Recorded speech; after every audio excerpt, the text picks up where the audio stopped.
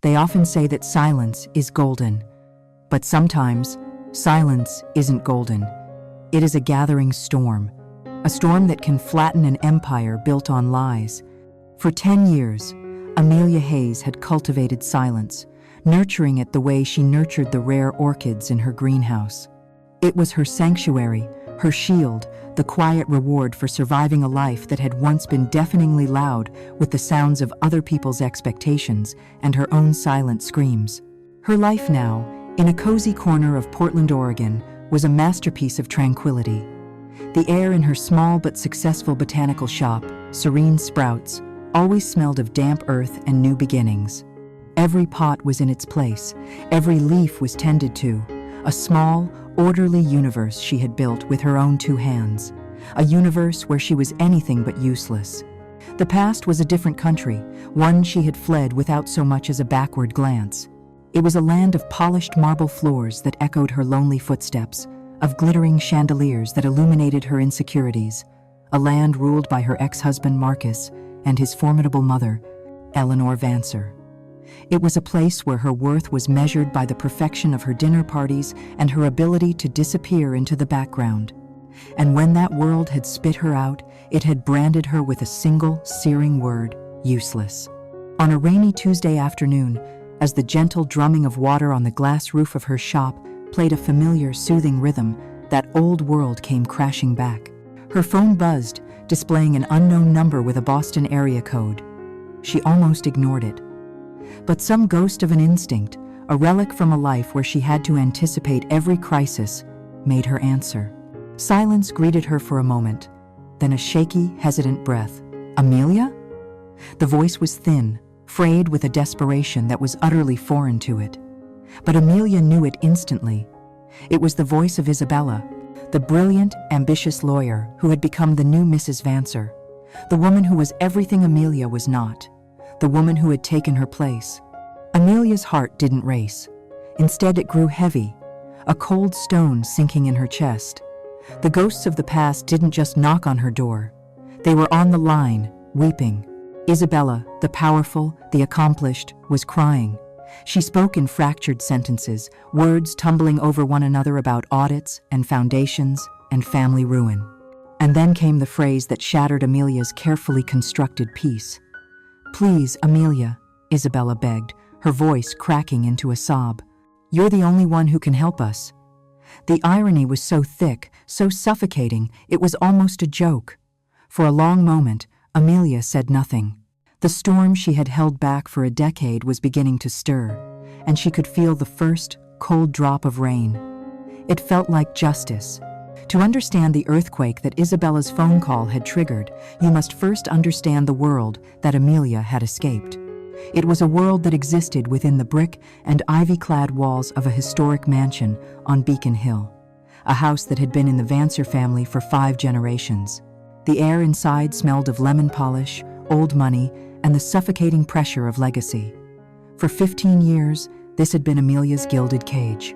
She had entered it as a bright, optimistic young woman in love, a girl from a respectable but unremarkable middle-class family, completely enchanted by the charismatic and ambitious Marcus Vancer. He was her golden prince, a rising star in Boston's competitive financial world, and she was going to be his partner, his equal, his confidant. That was the promise, whispered in the early days of their marriage, a promise that slowly and silently faded until its absence was just another part of the oppressive quiet in the grand, empty rooms. Marcus's success was not a myth, but its foundation was. To the outside world, he was a prodigy, a man with a Midas touch, effortlessly navigating the treacherous currents of high finance and old Boston society. He was the sole heir to the Vancer name, and he wore it like a tailored suit. But in reality, Marcus was a man propped up by 2 very different, yet equally powerful women. His mother, Eleanor, and his wife, Amelia. Eleanor provided the name, the connections, and the unshakable belief in his inherent superiority. Amelia, however, provided everything else. She was the silent, invisible engine that powered his entire life. She was the architect of his order, the curator of his image, the ghost in his machine. His schedule, A chaotic tapestry of international calls, board meetings, client dinners, and social obligations was a language only she could speak. She managed it with the precision of a military strategist, anticipating conflicts before they arose, ensuring he was always in the right place, at the right time, perfectly briefed and prepared. He would glance at the day's neatly printed itinerary on the hall table each morning and simply assume it had materialized from thin air, a natural extension of his own importance. Her true genius, however, lay in her management of the Vancer social sphere. The dinner parties hosted at their home were legendary, not for their opulence, but for their effect. These were not mere gatherings, they were calculated campaigns. Amelia would spend weeks researching each guest, understanding their business interests, their personal tastes, their allergies, even their rivalries. She would then orchestrate an evening so flawlessly discreet that no one ever felt they were being managed. A potential investor with a passion for antique maps would find himself seated next to a quiet history professor who was a leading expert in cartography, a conversation that would later lead to a multi-million-dollar trust. A city councilman whose vote was crucial for a new development project would be served his favorite, hard-to-source Scottish salmon, a subtle gesture of attention that spoke louder than any lobbyist. Marcus would preside over it all, a charming and brilliant host, accepting the accolades for his remarkable ability to bring people together, while Amelia watched from the background, refilling glasses, guiding conversations, and ensuring the complex machinery of the evening ran without a single visible gear. And then there was Eleanor. Eleanor Vancer was a woman carved from New England granite, a matriarch who believed the Vancer bloodline was a national treasure. She had never truly approved of Amelia. In Eleanor's eyes, Amelia lacked the essential ingredient for a Vancer wife: pedigree. She was polite, yes, and efficient, but she was common. Eleanor's disapproval was never overt. It came in the form of 1,000 tiny cuts. A raised eyebrow at Amelia's choice of dress. A backhanded compliment about how Amelia had done so well for herself. A constant nostalgic referencing of the women Marcus might have, married, daughters of senators and shipping magnates. Amelia learned to absorb these barbs with a serene, unshakable calm. She became a master of diplomacy, a buffer between Eleanor's rigid expectations and Marcus's fragile ego. She knew precisely how to manage her mother-in-law's moods, how to present Eleanor's ideas to Marcus as if they were his own, and how to gently steer the older woman away from meddling that could prove disastrous. Secretly, Eleanor grew deeply dependent on Amelia's quiet competence to maintain the family's flawless public image, a dependency she resented with every fiber of her being. Marcus, caught between these two women, simply chose the path of least resistance. He loved the adoration of his mother, and he thrived on the seamless perfection of the life Amelia built for him. Over time, he began to adopt Eleanor's perspective. Amelia's incredible organizational skills became her little hobbies. Her social acumen was just her being a natural hostess. Her careful management of the family's intricate finances and charitable endeavors was just taking care of the household books. He and his mother created a narrative where his success was his birthright, and Amelia was merely a fortunate accessory, a piece of functional decor in the grand Vancer house. He never saw the late nights she spent reconciling the accounts of the Vancer Charitable Foundation, a labyrinthine entity even their official accountant found baffling. He never knew that she was the one who remembered the birthdays of his clients' children, or that she had personally nursed his estranged uncle through his final illness, securing a vital inheritance that Marcus had all but given up on. She was the keeper of all the family secrets, the weaver of all the threads that held their lives together.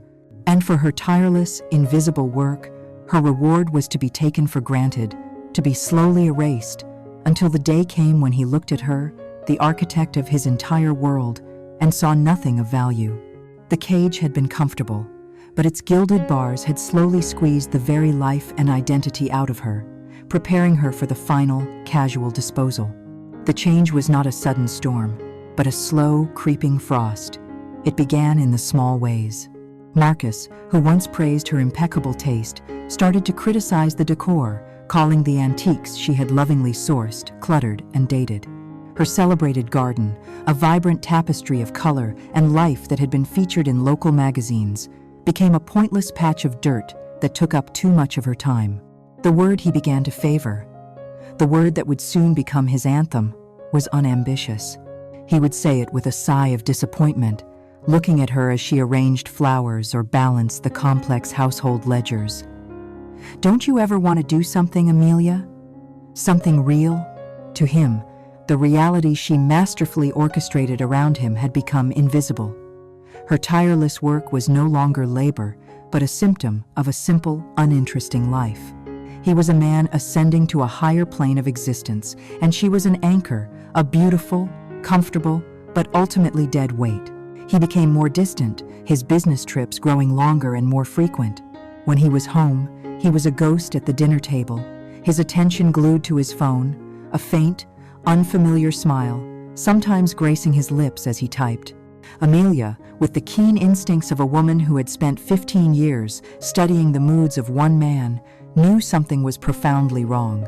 She felt a rival presence in her home, an invisible intruder who was stealing her husband's attention, respect, and affection.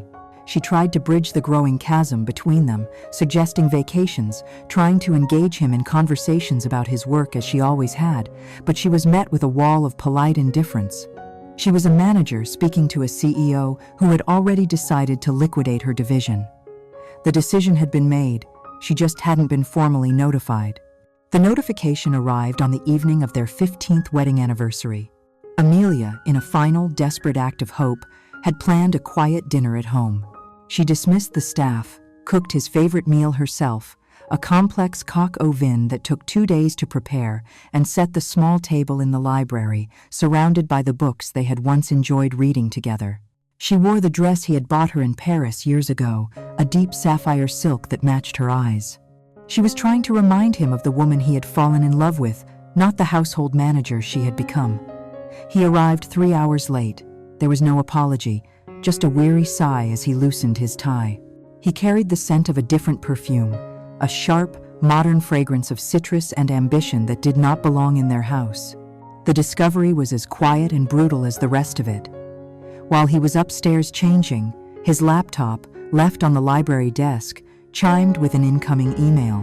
The screen was open to a long chain of messages with a single contact, Isabella LaGrange. The subject line read, "Our future." Amelia's hands grew cold as she stood over the machine, not touching it, simply reading.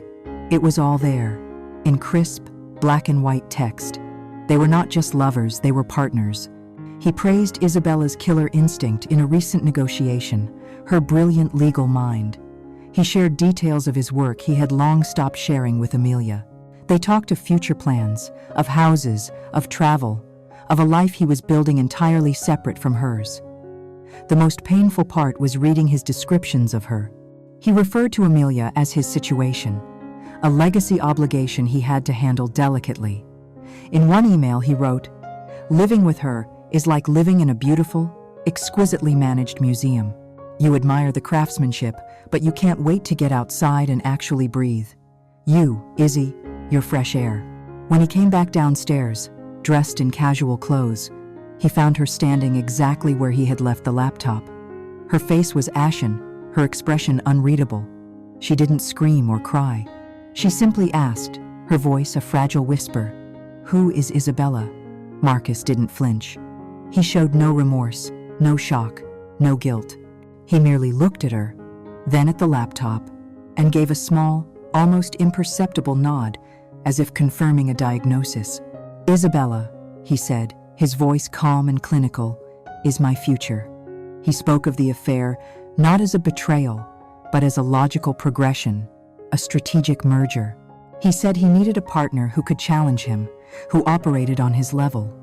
He used words like synergy and upward mobility to describe his new relationship as if he were discussing a corporate acquisition. Amelia finally broke. Tears streamed down her face as she gestured around the room, at the carefully prepared meal, at the home she had built, at the life she had given him. 15 years, Marcus, she choked out. "I gave you everything. I built this world for you. I managed your family, your home, your life. Was all of that nothing?" And that is when he delivered the final, mortal wound. He looked at her, not with anger, but with a kind of detached pity that was infinitely more cruel. His gaze swept over her, her beautiful dress, her tear-streaked face, and the perfect, untouched dinner on the table. "I know you worked hard, Amelia," he said, his voice softening into a condescending caress. "You are an excellent manager. You've been a wonderful hostess. But I'm building an empire, not running a hotel. I need a queen, not a housekeeper." He paused, searching for the perfect word to crystallize his verdict, the word he had been practicing for months. "I need a partner who adds value, who creates something. I don't need someone whose greatest ambition is to plan a dinner party." He stepped closer, and with the chilling precision of a surgeon, he delivered the kill shot. "In my world, in the world I am building with Isabella, you are, and I say this with no malice, Amelia, you are completely and utterly useless." The word hung in the air, sucking all the oxygen from the room. It was not just an insult, it was an erasure. It was the negation of her entire existence, of every sacrifice, every late night, every carefully managed detail of their shared life. The divorce that followed was a formality, a swift and merciless legal maneuver. Eleanor, vindicated at last, marshaled the Vancer lawyers. They portrayed Amelia as a simple woman who had been living far beyond her station, and the divorce settlement was a pittance, framed as a final act of Vancer generosity. They used her years of unpaid, devoted labor as proof that she had no earning potential of her own. She was stripped of her home, her status, and her dignity, cast out of the kingdom she had built, with nothing but the brand of that single, ugly word burned into her soul. Boston was a city of ghosts. Every corner, every restaurant, every cobblestone street held a memory of the life that had been stolen from her, a life she now realized had never truly been hers at all. So she ran. She packed 2 suitcases with the few personal belongings the Vancer lawyers hadn't classified as family assets and bought a one-way ticket to Portland, Oregon. She chose it for its distance, for its reputation for rain and green, growing things. It was a place where no one knew the Vancer name, a place where she could be anonymous, a place where the echo of the word useless might finally fade. The first 6 months were a long, gray, hollow ache. She rented a small, damp cottage on the outskirts of the city and filled its silence with the static of daytime television. Grief was a physical presence, a heavy blanket that made it difficult to breathe, to move, to think. The word Marcus had used was a poison that had seeped into her bones. She would look at her hands and see nothing but the hands of a failed wife, a discarded accessory. She had spent 15 years becoming an expert in a field that had no name and offered no qualifications for the outside world. She was an expert in Marcus Vancer, and now that he was gone, she was nothing. Her resurrection did not begin with a grand epiphany, but with a small, ugly patch of dirt behind her cottage. It was a riot of weeds and thorns, littered with rocks and forgotten debris. One morning, sick of the suffocating emptiness of the house, she went outside with a pair of cheap gardening gloves and began to pull. She pulled at the thorny blackberry vines until her arms were scratched and bleeding. She dug her fingers into the cold, damp earth and wrestled with the stubborn roots of dandelions. It was mindless, punishing work, and for the first time in months, the screaming in her head went quiet, replaced by the ragged sound of her own breathing and the rhythmic scrape and tear of her labor. She worked until sunset, until her muscles screamed and her body was covered in mud. That night, she slept without dreaming for the first time since the divorce. The next day, she went out and did it again. And the day after that, the patch of weeds became her obsession, her battlefield. It was a tangible problem she could solve, a chaos she could tame. Slowly, as she cleared the land, something began to shift inside her. This connection to the earth was a dormant passion, a love she had held since childhood, but had suppressed in the sterile, polished world of the Vancers. Marcus had always found it amusingly quaint, her playing in the dirt. Eleanor had once remarked that gardening was a fine hobby for the groundskeepers, but hardly a suitable pastime for the lady of the house. Now, in this anonymous corner of the world, her hands covered in the soil they had scorned, she felt a flicker of defiance. This was hers. They couldn't touch it. They couldn't devalue it. As the land was cleared, a new instinct took over, the desire to create. She started small, buying seed packets from the local hardware store. She began to read, devouring books on soil science, botany, and landscape design, with the same intensity she had once reserved for researching Marcus's business rivals. The skills that had made her the perfect corporate wife began to re-emerge, repurposed for this new life. Her meticulous planning, once used for orchestrating society galas, was now applied to designing a garden that bloomed in succession, ensuring there was color and life from the first days of spring to the last blush of autumn. Her encyclopedic memory, once filled with the dietary restrictions and personal preferences of Boston's elite, was now filled with the Latin names of plants and their specific needs for light, water, and nutrients. The garden began to flourish, and so did she. It became a local curiosity, a riot of perfectly harmonized color and texture hidden behind a rundown cottage. People would stop their cars to admire it. One day, an elderly neighbor asked if she would consider selling some of her stunning dahlias. Amelia, hesitant at first, agreed. She set up a small card table by the road with a few buckets of flowers. They were gone in an hour. The next weekend, she did it again, adding some of her unique potted arrangements of succulents and herbs. They sold out, too. She took the small wad of cash she had earned, money that was hers in a way no Vancer dollar had ever been, and felt a profound sense of worth that was completely untethered to a man's approval. This was the turning point. She realized that her so-called useless skills were, in fact, highly valuable business assets. The financial acumen she had used to secretly manage the Vancer Foundation's convoluted books was now used to draft a business plan. She created spreadsheets not to track charitable donations, but to analyze profit margins on perennials versus annuals. She took a small loan and leased a tiny, neglected storefront, transforming it with her own hands into a boutique plant shop she named Serene Sprouts. Her reputation grew organically. She became known as the plant doctor, the woman who could diagnose a wilting fiddle leaf fig with a single glance, the artist who could create breathtaking living arrangements for homes and offices. She launched a website offering online consultations and shipping rare plants across the country. 10 years after fleeing Boston, Amelia Hayes was a different woman. The frantic desire to please, the constant, low-level anxiety of the Vancer household had been replaced by a deep, quiet confidence. She was no longer just a reflection of a powerful man. She was the source of her own power. Her life was small, but it was wholly hers, built from the dirt up, nurtured by the very passions her old life had tried to smother. The silence she now lived in was not the silence of erasure, but the silence of strength. The word useless was a scar. It would always be there, but it was a scar on a body that had healed, a reminder not of her weakness, but of her incredible, underestimated capacity to grow again. And when the phone rang, and the ghost of her past came begging for a miracle, she was standing in the middle of her own green, thriving, profitable world, the undeniable proof that they had been wrong about everything. While Amelia was building a life from the soil up, the world she had left behind was rotting from the inside out, a magnificent oak tree dying silently beneath its still green leaves. To the readers of Boston's society magazines, Marcus and Isabella Vancer were the city's reigning power couple. There were photographs of them smiling on the steps of the Symphony Hall, their arms linked at charity galas, their profiles captured in glossy articles celebrating the union of old money and new ambition.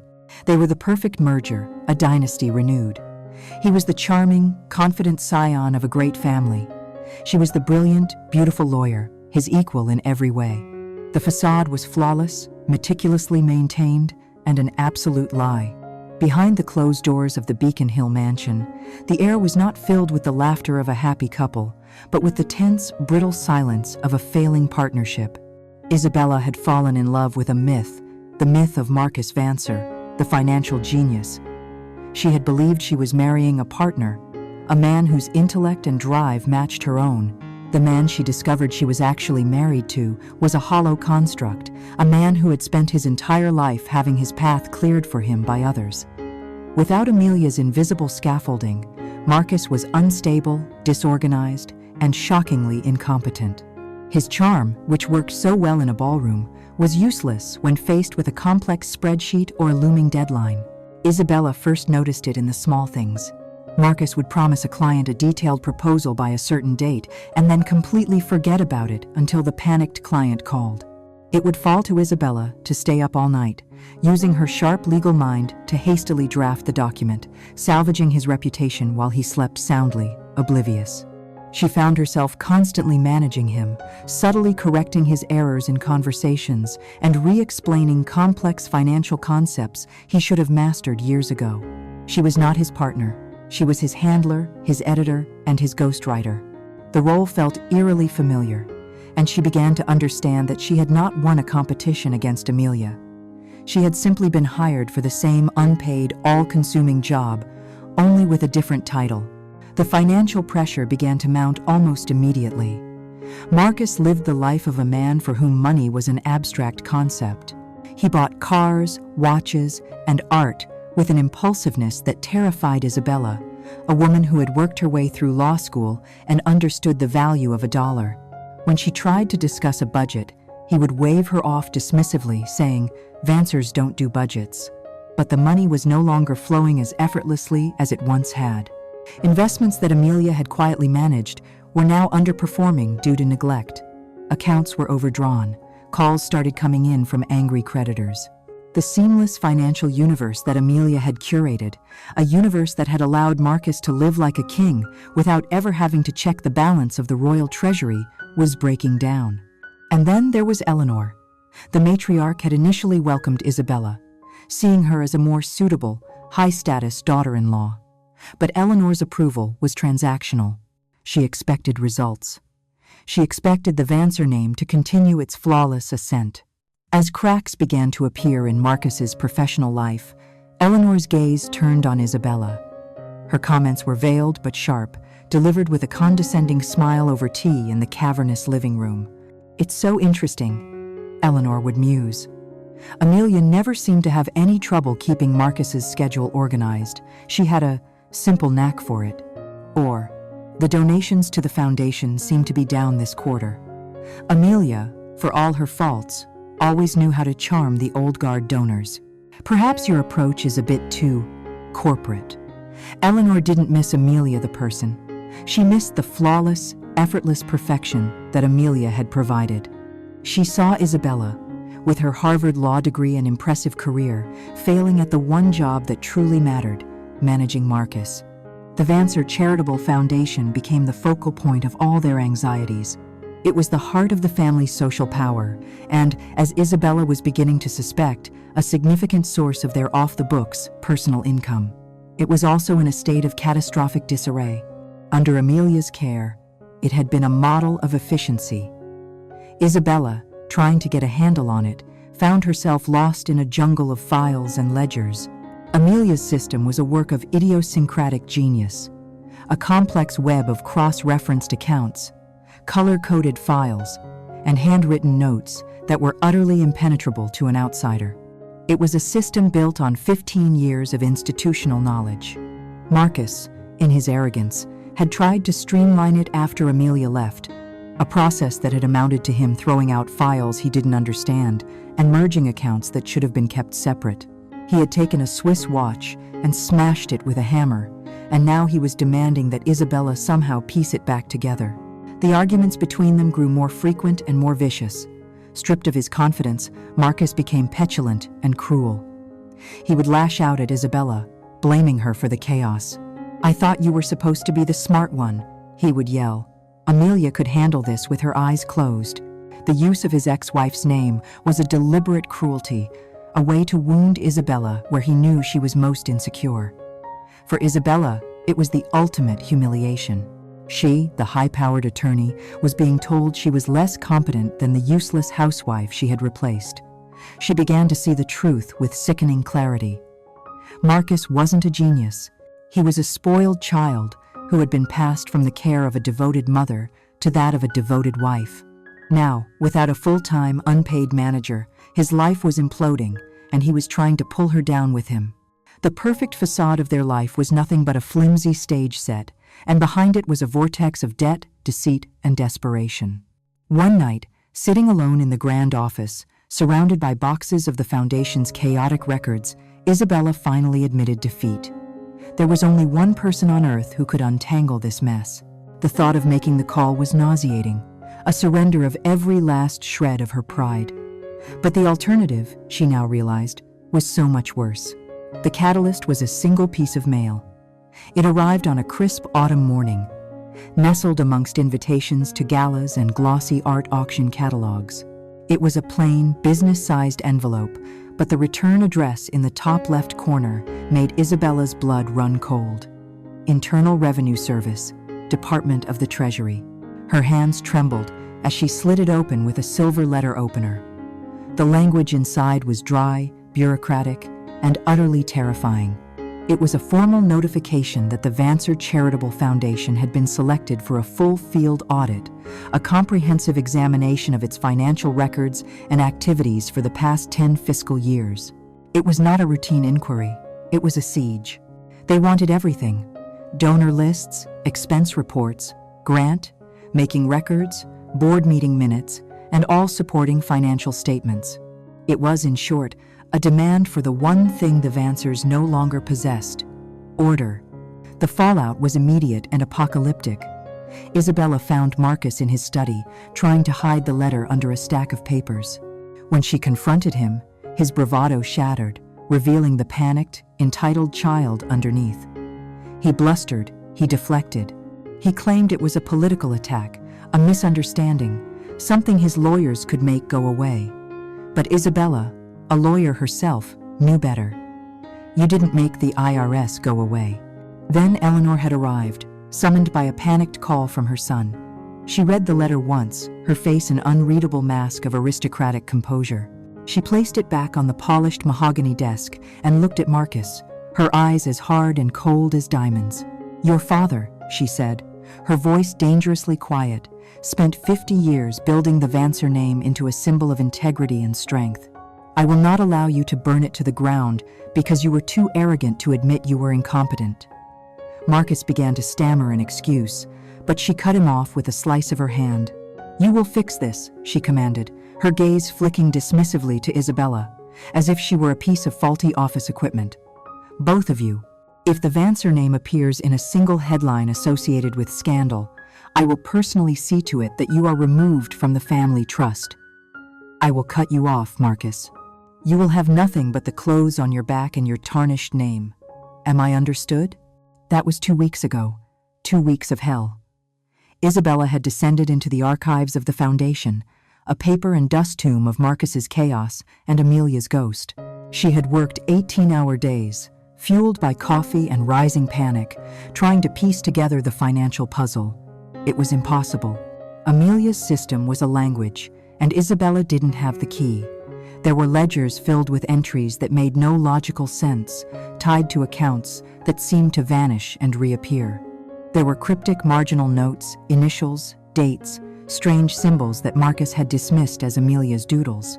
Isabella now realized they were the key to the entire structure, and most of the notebooks containing them had been thrown out during Marcus's streamlining.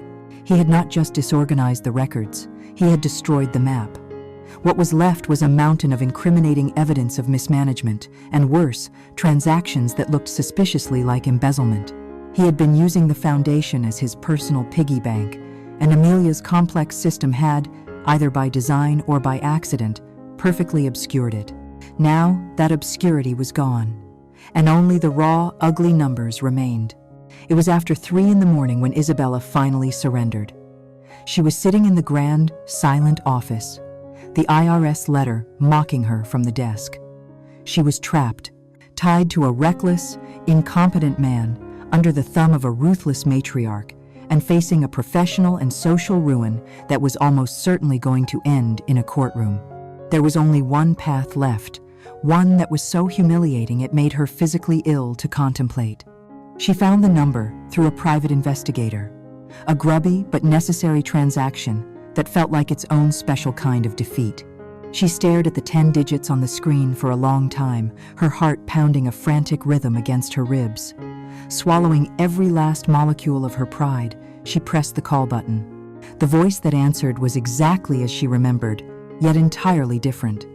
It was calm, measured, with a newfound quiet confidence that made Isabella's own frantic energy feel shrill and pathetic. "Hello?" After a moment of paralyzed silence, Isabella forced the words out. "Amelia? It's Isabella Vancer." The silence on the other end of the line was the loudest thing Isabella had ever heard. It stretched for 5 seconds, then 10. Isabella began to babble, the words spilling out in a desperate, undignified torrent. She apologized for calling, for the late hour, for everything and nothing.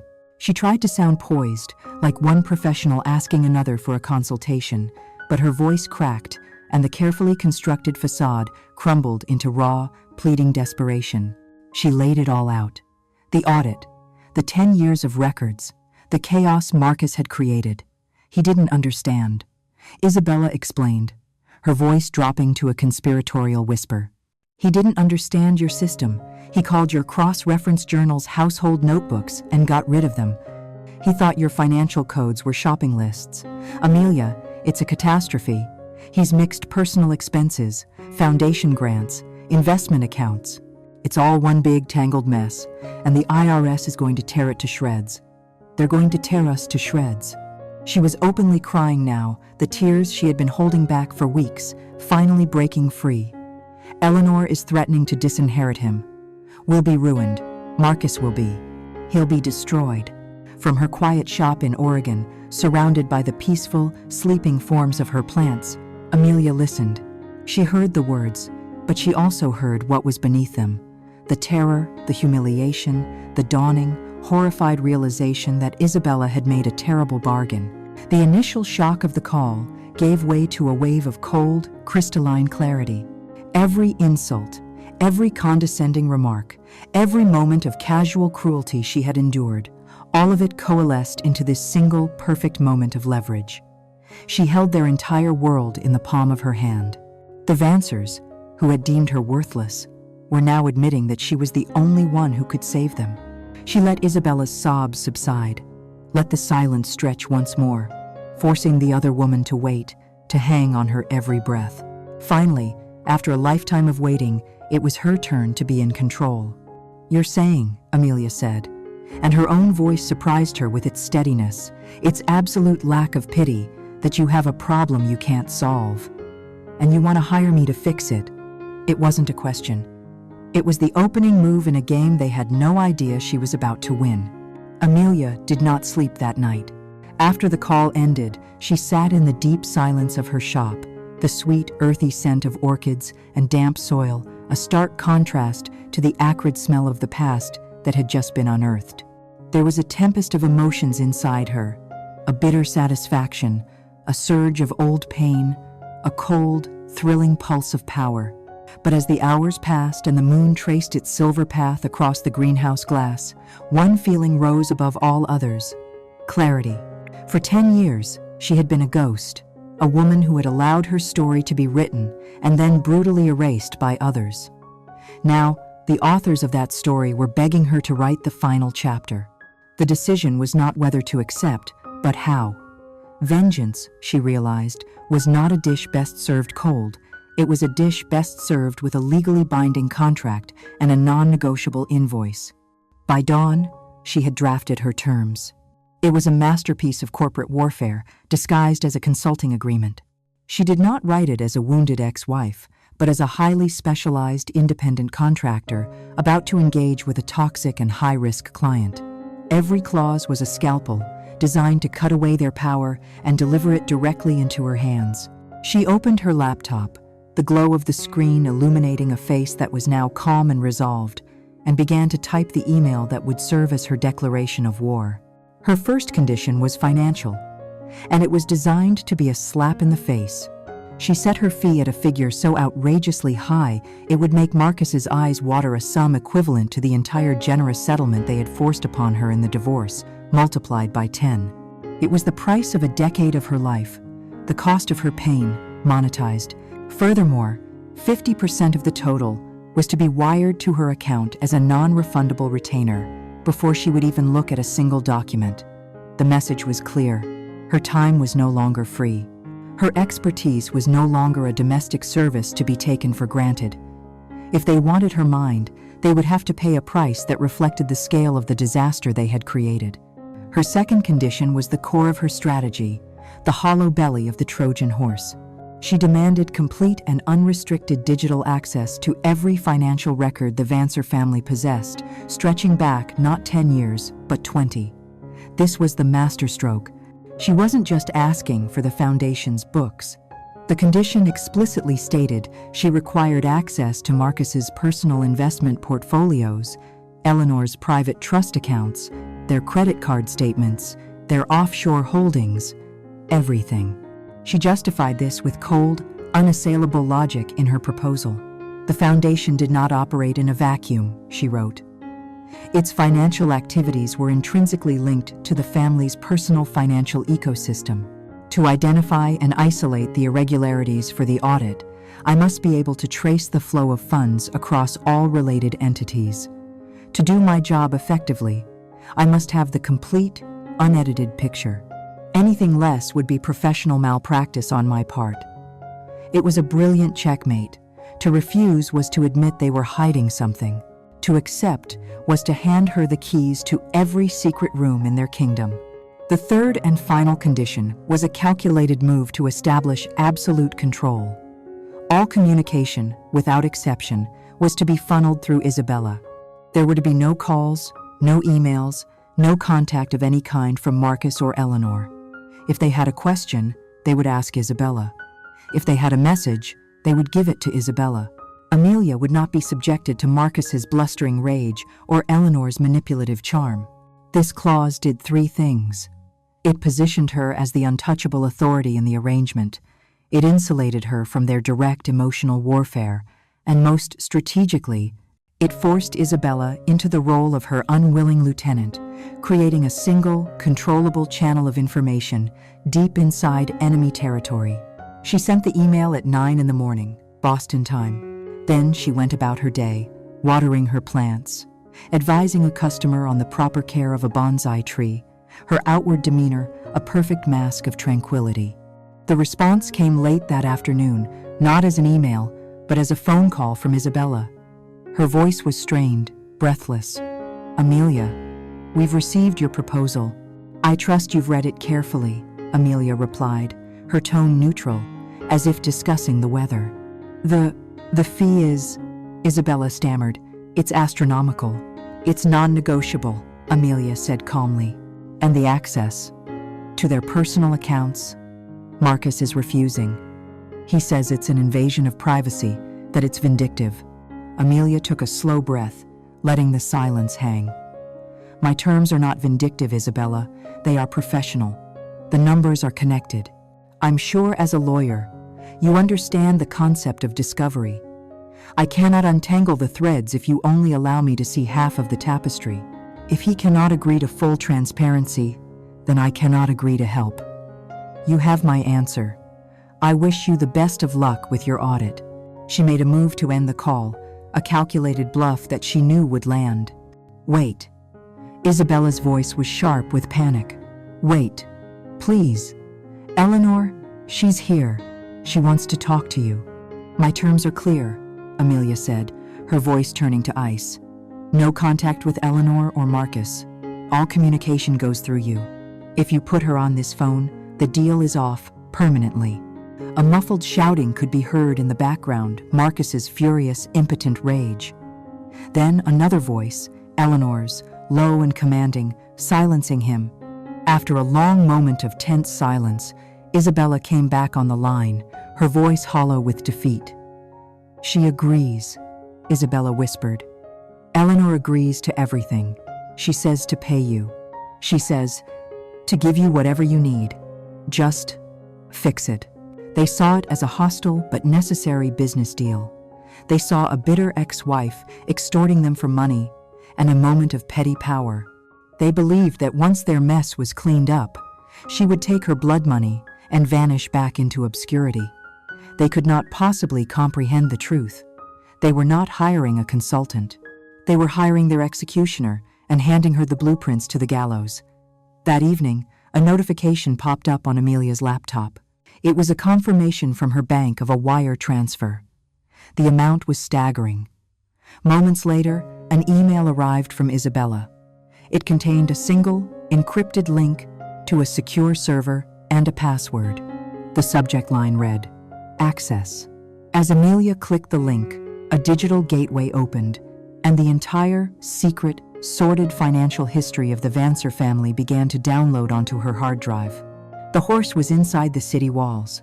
For the next week, Amelia's world shrank to the four walls of her home office and the cool blue glow of her dual computer monitors. Sleep became a necessary inconvenience, and food was a distraction. She was a woman possessed, not by rage, but by a singular, cold focus. The Vancers had sent her a digital hurricane, a chaotic, unsorted data dump of 20 years of their financial lives. There were scanned bank statements, jumbled spreadsheets, folders of receipts, legal documents, and thousands of emails. It was a mess designed to overwhelm, but to Amelia, it was a language she understood better than anyone. She did not dive in randomly. She began, as she always did, by creating order. She worked for 48 hours straight, not analyzing, but simply sorting, labeling, and cross-referencing. She rebuilt the digital architecture of their lives, creating a clean, logical system out of the chaos Marcus had wrought. Her first task was to triage the immediate disaster, the upcoming audit. She focused on the last 2 years, the period after she had left. It was, as Isabella had described, a catastrophe of incompetence. Marcus had treated the foundation's accounts like a high school student with his first credit card. There were basic arithmetic errors, missed filings, and clumsy attempts to hide personal expenses under laughably vague categories like client development and promotional activities. Cleaning it up for the audit would be difficult, but not impossible. For a woman of her skills, it was like untangling a knotted string. But this was merely the surface, the noisy, clumsy crimes of a desperate amateur. The real story, she knew, was buried deeper, back in the years when the system ran smoothly, silently, and perfectly. Back when she was the one at the controls. With the audit solution taking shape on one screen, she opened a second window and began her deep dive into the past. With the newly acquired personal records of Marcus and Eleanor, she now had a complete map. Before, she had only seen the on-ramp, the money, leaving the foundation. Now, for the first time, she could see the off-ramp where the money had actually landed. A methodical, painstaking process began. She would isolate a large, unusual expenditure from the foundation's records and then search for a corresponding event in Marcus's or Eleanor's personal accounts. It did not take long to find a pattern. A $100,000 grant awarded to a vaguely named European Cultural Heritage Fund in June of 2014. A quick search of Marcus's personal records from that same month revealed the final payment on a vintage Aston Martin DB5. A $50,000 donation to a marine conservation charity based in the Caribbean. 2 weeks later, Marcus's credit card statements showed a week-long charter on a private yacht in Street Barts. The connections were everywhere, a hidden network of veins pumping the lifeblood of a charitable foundation directly into the personal coffers of the Vancer family. And then she found it, the smoking gun. It was a single spreadsheet file, buried in a folder mislabeled Household Archives. Its name was simple, innocuous: Vancer, Ledger, Special, Projects, 20X. Her heart gave a painful lurch as she opened it. The file was her own creation, a document she had updated weekly for over a decade. It was her clean, precise formatting, her color-coded categories, her perfectly balanced columns. She remembered the day Marcus had asked her to create it. He had come to her with a conspiratorial smile, telling her this was for sensitive family expenses that couldn't go through the main household accounts. It's things for Mother, political things, legacy investments, he had explained, his hand on her shoulder. Frankly, it's boring stuff, but it needs your meticulous touch. Just log the entries from the notes I give you. You don't need to worry about the details, darling. This is just to help me keep track. She had believed him without question. It was her job to manage the details, not to question the purpose. Every week, he would give her a handwritten list of items: art grant, consulting fee, international development, along with a corresponding amount.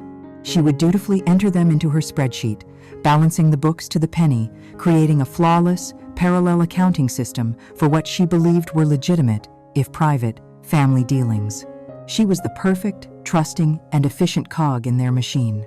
Now, sitting in her quiet office a decade later, she opened the boring ledger on one screen and the Vancers' personal bank statements on the other. A cold dread, sharp and sickening, washed over her as she connected the dots. The art grant of $300,000 from the foundation, logged meticulously by her own hand, was not for a museum. It was the exact price of the diamond and sapphire necklace Marcus had given his mother for her 70th birthday, a purchase Amelia found itemized on a receipt from a Parisian jeweler in Eleanor's email. The series of monthly consulting fees paid to a shell corporation in Delaware were not for business advice. The payments perfectly matched the monthly mortgage statements for Marcus's secret downtown bachelor apartment, a place she never knew existed. A massive entry labeled Capital Contribution, Clean Water Initiative, a donation she had felt proud to log, was a lie. The money had been wired from the foundation to an environmental LLC, but Amelia now had access to that LLC's bank records. On the very same day, the exact same amount was wired out of the LLC and into a brokerage account in Eleanor Vancer's name, where it was used to purchase shares in a private oil company. She sat back in her chair, the breath knocked out of her. It was all there. A decade of systematic, audacious fraud. They had been stealing millions, not with a crowbar, but with a fountain pen, using a charity meant to help others as their personal slush fund. And the master record, the undeniable proof of their crimes, the beautifully organized confession that would hang them in any court of law, had been written by her. The irony was a physical blow. He hadn't just cheated on her. He had turned her into his accomplice. He had weaponized her trust, her diligence, her very competence. The useless housewife had been the most effective tool he had ever possessed, the perfect front for his family's boundless greed. They had made her the unwitting architect of their criminal enterprise. They just never imagined that one day the architect would come back to inspect the building's foundations, and that she would be the one to decide when to light the demolition charges. The work settled into a strange, intense rhythm, a long-distance partnership between two women who should have been mortal enemies. Every morning at 8 a.m. Pacific Time, a video call would connect the sun-drenched, airy space of Serene Sprouts in Oregon with the dark, oppressive mahogany of the Vancer study in Boston. The contrast was stark. Amelia, surrounded by life and growth, her hands often smudged with soil, would be calm, focused, and in complete command. Isabella, framed by leather-bound books and portraits of dead Vancers, looked increasingly pale and haunted, a prisoner in the opulent jail cell she had once considered a prize. At first, their interactions were clipped and strictly professional. "Isabella, I need the quarterly expense reports for the subsidiary account Vancer Global Imports from 2012, Amelia would say, her eyes fixed on her screen. "I can't find them," Isabella would reply, her voice tight with frustration after hours of searching. "Marcus has no idea where they are." Amelia would pause, a flicker of a memory crossing her face. "Check the digital archive for the family's summer home in Nantucket," she'd say without looking up. Marcus used to scan and store foundation documents on that server, mislabeling them as vacation photos to hide them from the official accountants. "Look for a folder titled Sunset Regatta." Minutes later, Isabella would locate the exact files, her expression a mixture of relief and stunned disbelief. It was these small moments of impossible knowledge, of intimate familiarity with the Vancer machine's hidden gears, that began to shift the dynamic between them. Isabella, who had been raised in a world that valued credentials and titles, was witnessing a form of genius that had never been formally accredited. Amelia's mind was a living index to the Vancer family's entire history, a history they themselves had forgotten and discarded. Isabella's initial resentment of Amelia curdled into a grudging and then profound, professional respect. This was not the simple, useless woman of Marcus's cruel caricatures. This was the most competent person Isabella had ever met. As Amelia methodically unearthed the rot at the heart of the Vancer finances, she would send encrypted summaries to Isabella. She presented the data without emotion or commentary, just the cold, hard facts of the fraud. For Isabella, a trained lawyer, reading these summaries was like reading her own indictment. She saw the wire fraud, the tax evasion, the blatant embezzlement. She saw a decade-long criminal conspiracy. And she saw that she, by marrying into the family and trying to fix the mess, was now deeply entangled in it. The horror of the situation began to wear her down. The first crack appeared during a late-night call to review a particularly damning set of transactions. Isabella, looking exhausted, ran a hand through her hair and let out a sigh that was heavy with despair. "I just don't understand," she whispered, more to herself than to Amelia. "How could he think he would get away with this? It's so reckless." Amelia looked at her from across the continent, her expression unreadable. After a moment, she replied, her voice even and calm. "Marcus has never been reckless. Recklessness implies a disregard for consequences. Marcus has never had to believe in consequences. He's always been protected." The simple, profound truth of that statement struck Isabella like a physical blow. Amelia wasn't just talking about Marcus's wealth or his lawyers. She was talking about a lifetime of being shielded from reality by his mother, and, Isabella now sickeningly understood, by Amelia herself. She was looking at the woman who had been Marcus's primary, all-encompassing protection for 15 years. This shared, intimate knowledge of the man's true nature created a sudden, unexpected bridge across the chasm of their rivalry. The calls began to change.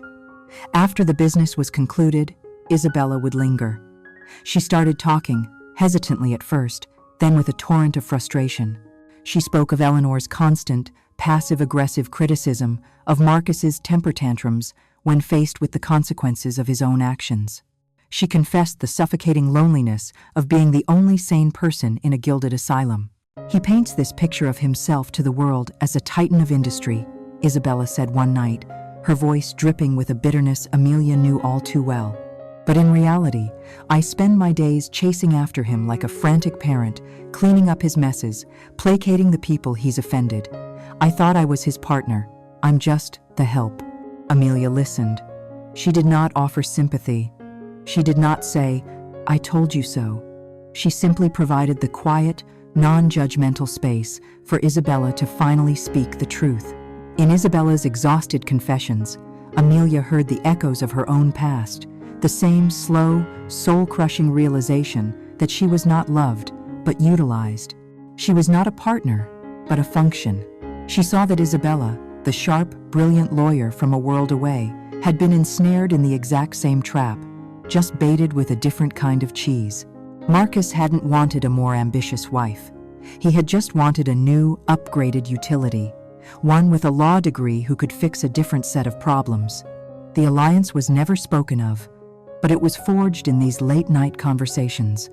It was sealed not with a handshake, but with a shared, unspoken understanding. They were two sides of the same coin, two women whose intelligence and competence had been harnessed to serve the ego of a weak and greedy man. One morning, while tracing the convoluted history of an offshore account, Amelia uncovered something that made her pause. It was a separate account, opened by Marcus just 3 months after he had married Isabella. He had been siphoning money into it, hiding assets not just from the IRS, but from his new wife. It was a betrayal nested within a betrayal. Amelia stared at the document for a long time. She could have kept it for herself, another piece of ammunition for her grand plan. Instead, she attached the file to a new, encrypted email. The recipient was Isabella. The subject line was blank. The body of the email contained a single sentence.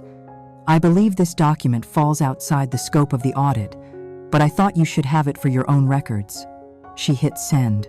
Thousands of miles away, Isabella opened the file. She saw the dates, she saw the transfers, and she finally understood. This was not about helping the Vancers anymore. Amelia wasn't just giving her the information to survive an audit. She was giving her the information she needed to survive the family.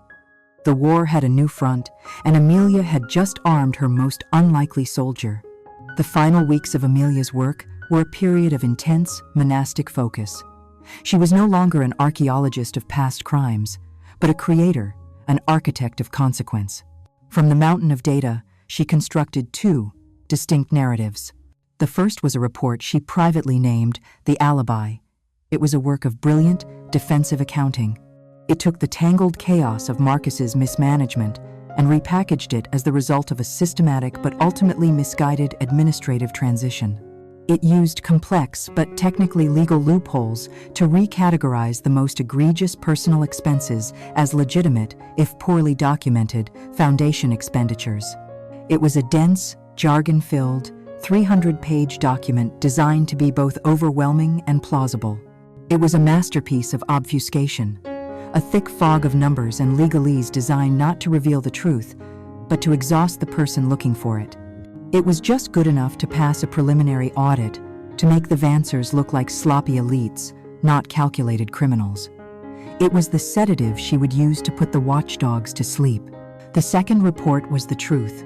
She called it the ledger. It was not a report. It was a verdict. It was brutally simple, clean, and utterly damning. It consisted of a series of side-by-side comparisons. On the left, an entry from the shadow ledger she had been forced to keep. In the middle, the corresponding withdrawal from the Vancer Charitable Foundation. And on the right, the final destination. A scanned receipt for Eleanor's jewelry, a deed for Marcus's secret apartment, a credit card statement detailing a lavish vacation. There were no complex explanations, only a relentless, chronological presentation of theft, cross-referenced with emails, bank records, and calendar entries. She annotated it with brief, factual notes, her elegant handwriting from years ago now serving as the clear, calm voice of the prosecution. It was a document so clear, so irrefutable, that a child could understand it. It was the blade she had sharpened for the past month. The timing of the deployment was her final, strategic masterstroke. Through carefully worded recommendations sent via Isabella to the Vancer lawyers, she had guided them to schedule the on-site IRS audit for the third Thursday in November. It was a date she had chosen from memory, a date that for 15 years had been circled in red on her calendar. It was the date of the Vancer Foundation's annual benefit gala, the glittering apex of the Boston social season. The one night a year, the Vancer family celebrated its own manufactured benevolence in a ballroom filled with the city's most powerful people. They would be at their most arrogant, their most visible, and their most vulnerable. The final briefing with Isabella felt less like a client call and more like a pre-mission briefing between two covert operatives. Tomorrow morning, Amelia began, her voice crisp and devoid of emotion over the encrypted video line, "The auditors will arrive. You will give them the alibi. I have prepared a list of talking points for you. Your job is to be calm, cooperative, and slightly overwhelmed.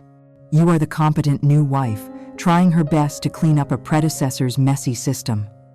They will be appeased, but they will still have questions. This will keep them occupied for the day." Isabella, looking pale but resolute, nodded. "And the gala?" "The gala is the true venue," Amelia said. "Not the audit. An audit can be fought in court for years, buried in appeals. Public ruin is instantaneous." She brought up a new file on the shared screen. It was a list of 12 names. "This is your audience," Amelia explained. "It includes 2 non-family members of the Foundation's board of directors who I know have privately questioned Marcus's leadership. It includes Sylvia Chen, the lead investigative reporter for the Boston Globe Spotlight team. She will be a guest at the paper's corporate table. And it includes representatives from the Atwood family, the Vancers' oldest and greatest social and business rivals." Amelia then detailed Isabella's role with chilling precision. "You will not bring your phone into the audit meeting. Leave it in your office, but you will have it with you at the gala. At exactly 9:15 p.m., Marcus is scheduled to give his keynote address. He will be on stage, in the spotlight, talking about integrity and legacy. At that moment, a pre-scheduled email will be sent from a secure server to my personal account. A second later, it will automatically forward to your phone. The email will contain a single, password-protected link to the ledger." She looked directly at Isabella, her gaze unwavering. Your only task is this. When my email arrives, you will immediately forward it to the 12 people on this list. The subject line will be, "For your immediate and confidential review." The moment you press send, you will delete the original email from me, delete the forwarded message from your sent folder, and put your phone away. You will then look up at your husband on the stage, and you will smile as if he is the most brilliant man you have ever known. Do you understand, Isabella? Isabella was silent for a long moment, the sheer audacity and finality of the plan sinking in. This was not just a betrayal, it was a detonation. "What happens afterwards?" she asked, her voice a near whisper. "Marcus and Eleanor will be consumed by the fire," Amelia said, her voice softening for the first time. "But you will not. The documents I sent you about Marcus's hidden assets are your lifeboat. While they are being investigated by the IRS and the Court of Public Opinion, your lawyers will be quietly filing for divorce, using that information as leverage.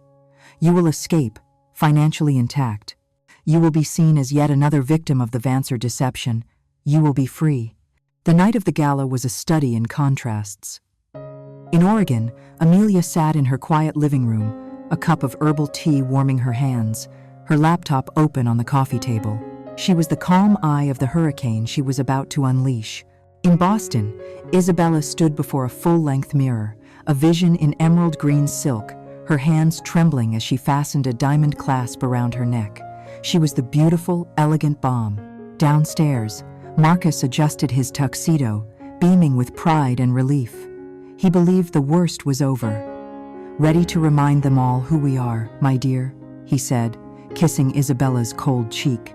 She looked at his reflection in the mirror, at the handsome, smiling face of the man whose life she was about to systematically destroy. She met his gaze and smiled a perfect, practiced smile. "Of course, darling," she said. "It's going to be a night no one will ever forget." The pieces were in place. The trap was set. The grand ballroom of the Fairmont Copley Plaza was a cathedral of power, glittering under the light of a dozen crystal chandeliers. The air was thick with the scent of expensive perfume and the low, confident hum of Boston's elite. At the center of this universe, at the head table on a raised dais, sat the Vancer family. Eleanor, regal in navy blue silk, was the Queen Mother, accepting tributes from a revolving line of admirers. Marcus, dashing in a custom tuxedo, was the Crown Prince, shaking hands, laughing, basking in the glow of his own perceived importance. They were radiant with a particular kind of confidence, the confidence of those who have just faced a potential crisis and believe they have effortlessly bought their way out of it. To them, the audit was a settled matter, a distasteful piece of business handled. Tonight was not about problems, it was about celebrating their own enduring legacy. Isabella sat beside her husband, a perfect statue in emerald green. She smiled, she nodded, she sipped her champagne. But inside, her heart was a frantic drum against her ribs.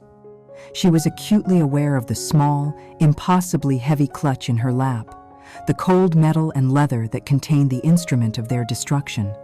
She watched the 12 specific people Amelia had pointed out. Sylvia Chen, the reporter, was holding court at her table, her eyes sharp and watchful. The 2 independent board members were locked in a quiet, serious conversation. The Atwoods were laughing, but their eyes occasionally flickered towards the Vancer table with a familiar, competitive glint. They were all here. The jury was in the box. At precisely 9 o'clock, the lights dimmed, and a spotlight found Marcus as he walked to the podium. The applause was warm, genuine. He was one of them, a golden son of the city, and they were here to honor him. He flashed his famous, easy smile and began to speak. His voice, rich and confident, filled the cavernous room. "Legacy," he began, his tone somber and important. "It's a word we hear often. But what does it truly mean? It means more than wealth. It means more than a name. It means integrity. It means a commitment to transparency, a sacred trust between a family and its community." Isabella felt a wave of nausea. He was so good at it, this performance of virtue. He actually believed it. As he continued, weaving a tale of Vancer benevolence and civic duty, Isabella surreptitiously glanced at her watch. 9:13. She slipped her hand into her clutch, her fingers closing around the cool, smooth case of her phone. Her palm was damp. Marcus was building to his crescendo. "The Vancer Charitable Foundation is more than just an organization," he declared, his voice ringing with false sincerity. "It is a promise that we will always strive to be worthy of the trust you place in us. A promise of unimpeachable honesty, now and for generations to come." 9:15.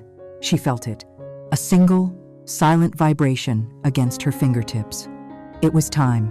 With movements that felt both sluggish and terrifyingly fast, she drew the phone from her bag, keeping it below the level of the white linen tablecloth. Her screen glowed to life. There it was.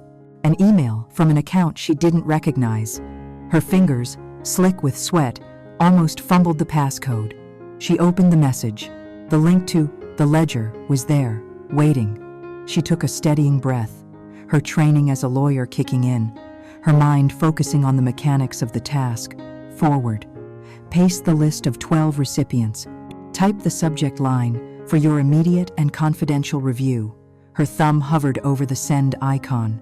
In that split second, she saw Marcus's face on the stage, beaming under the warm lights, and she saw the cold, contemptuous look he'd given her when she'd failed to immediately solve the audit crisis. She saw the secret bank account he'd created to deceive her. She pressed send. The message vanished into the ether. As instructed, she deleted the original, deleted the sent message, and slipped the phone back into her clutch. It was done. For a moment, nothing happened. Marcus was wrapping up his speech, blissfully unaware.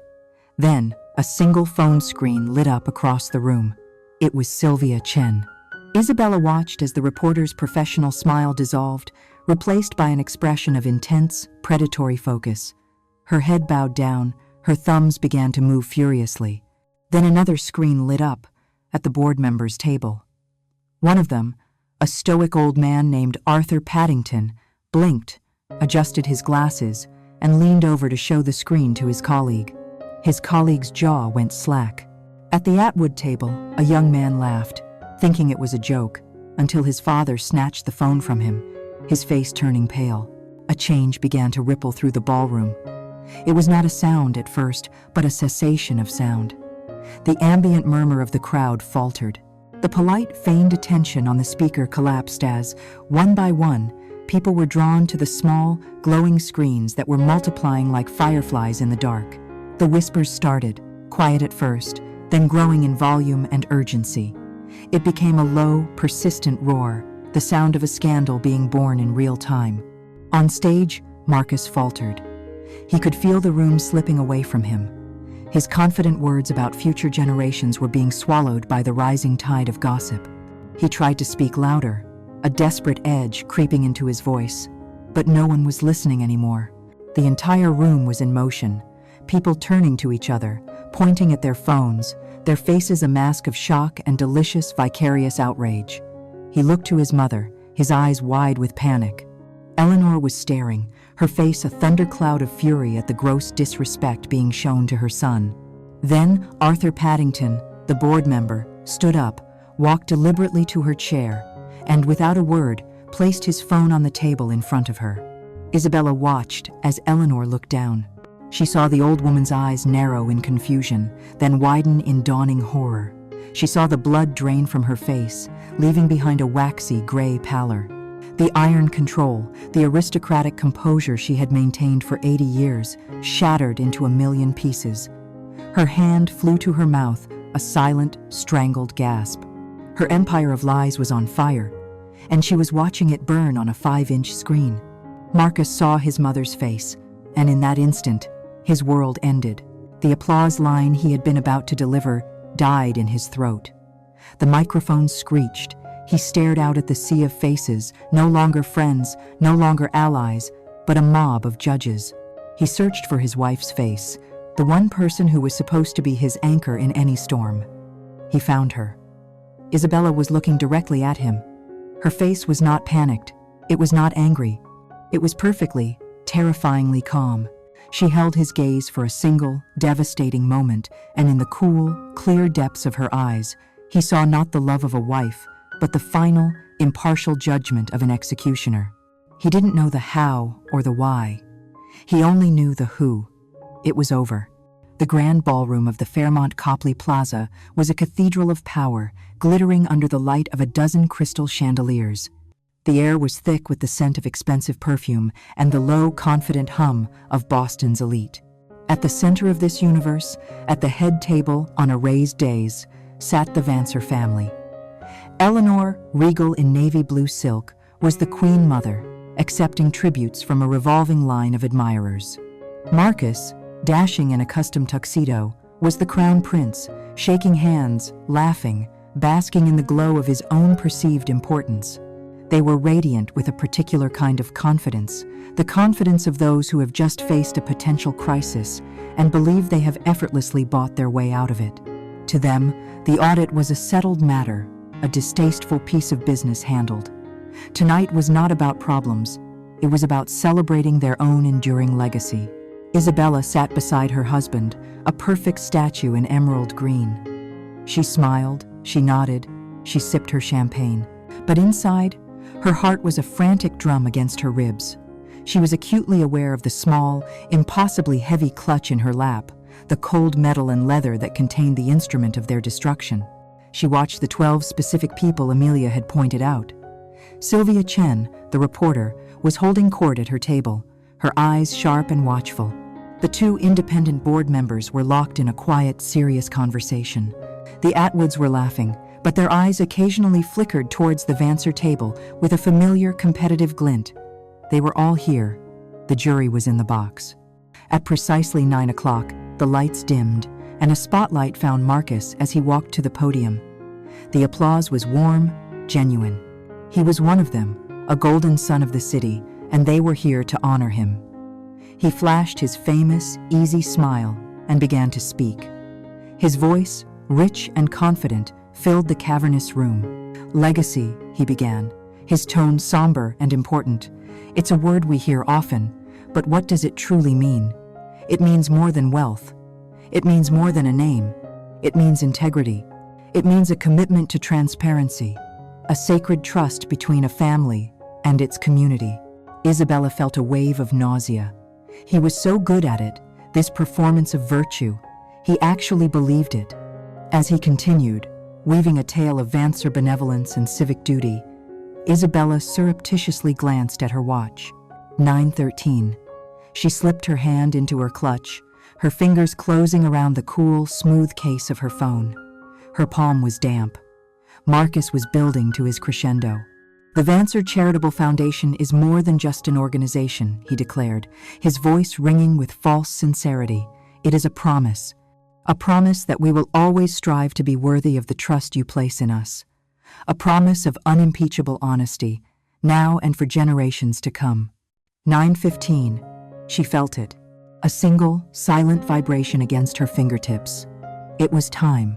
With movements that felt both sluggish and terrifyingly fast, she drew the phone from her bag, keeping it below the level of the white linen tablecloth. Her screen glowed to life. There it was. An email from an account she didn't recognize. Her fingers, slick with sweat, almost fumbled the passcode. She opened the message. The link to the ledger was there, waiting. She took a steadying breath, her training as a lawyer kicking in, her mind focusing on the mechanics of the task. Forward. Paste the list of 12 recipients. Type the subject line, "For your immediate and confidential review." Her thumb hovered over the send icon. In that split second, she saw Marcus's face on the stage, beaming under the warm lights, and she saw the cold, contemptuous look he'd given her when she'd failed to immediately solve the audit crisis. She saw the secret bank account he'd created to deceive her. She pressed send. The message vanished into the ether. As instructed, she deleted the original, deleted the sent message, and slipped the phone back into her clutch. It was done. For a moment, nothing happened. Marcus was wrapping up his speech, blissfully unaware. Then, a single phone screen lit up across the room. It was Sylvia Chen. Isabella watched as the reporter's professional smile dissolved. replaced by an expression of intense, predatory focus. Her head bowed down, her thumbs began to move furiously.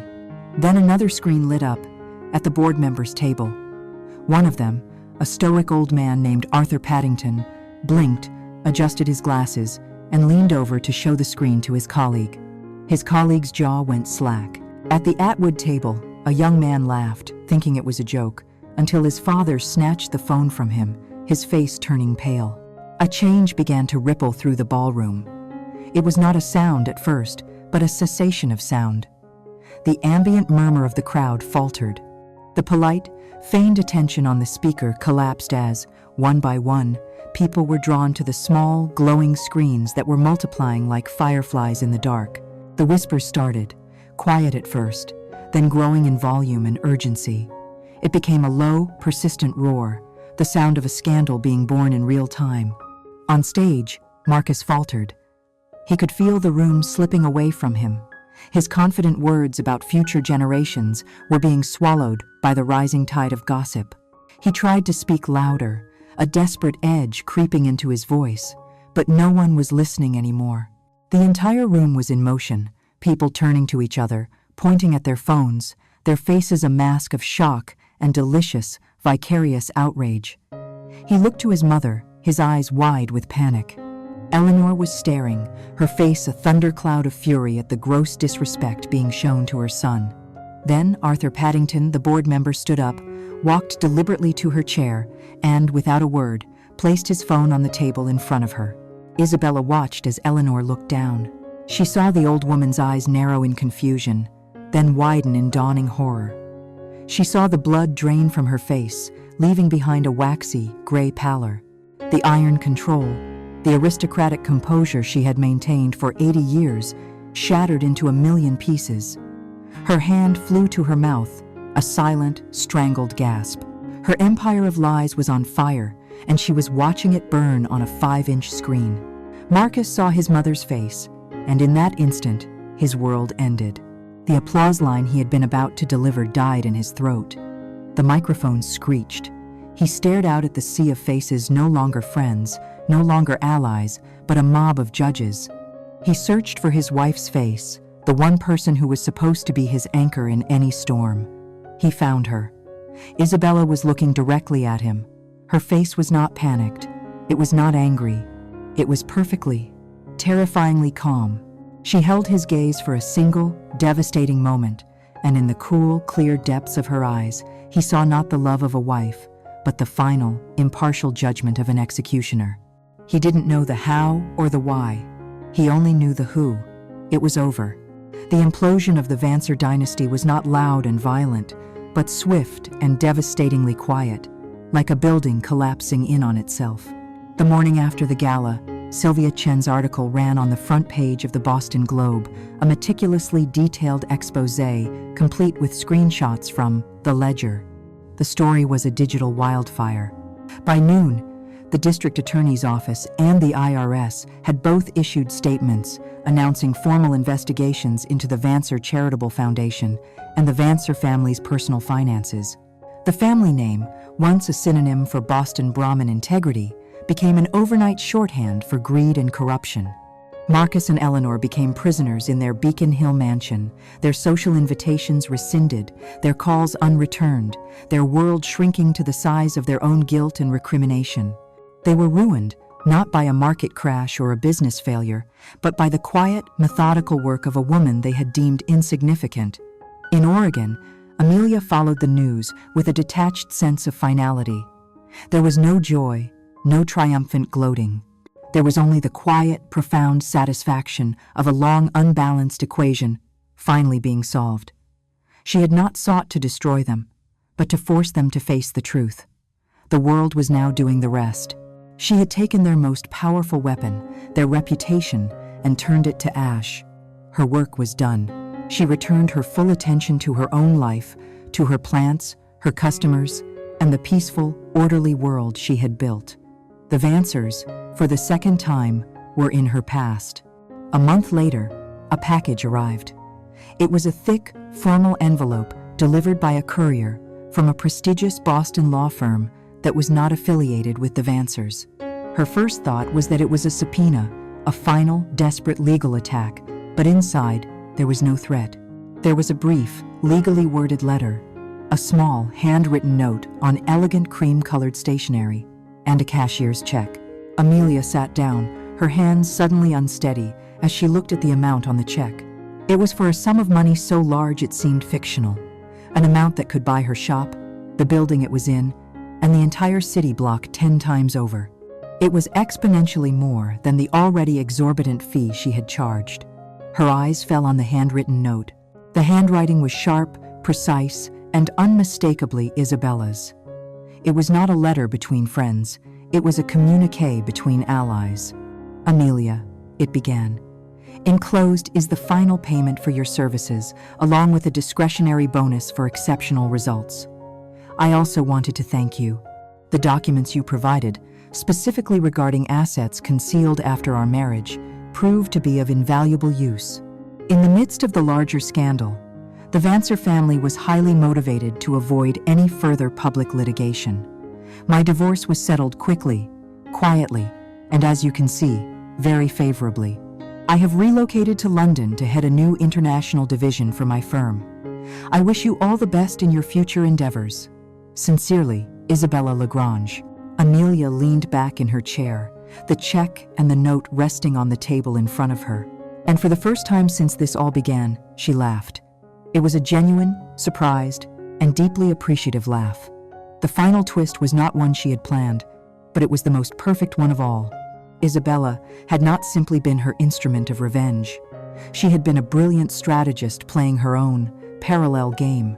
While Amelia was focused on bringing the Vancer empire down for the crimes of the past, Isabella had used the ensuing chaos as the perfect cover to execute her own flawless exit strategy.